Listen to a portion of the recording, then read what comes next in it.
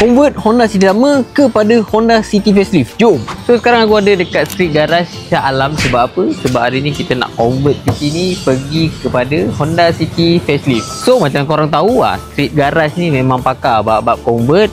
Dia pakar. So kita bagi dia buat. Sebelum kita nak tukar warna kereta projek ni, kita convert dulu Honda City JMC lama ni kepada Honda City facelift 2019. So bumper depan yang lama ni kita dah buka dan korang tengok headlamp lama ni. Ada kesan coating dan ada kesan terbakar.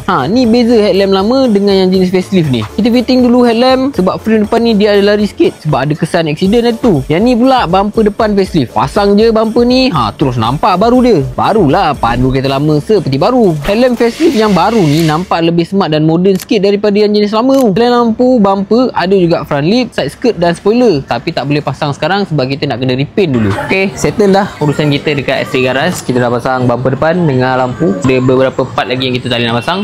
Yang ni kita kena hantar dulu kat satu tempat, lepas tu baru kita boleh pasang. So korang nak tahu next progress kita, korang tunggu next video. Ciao.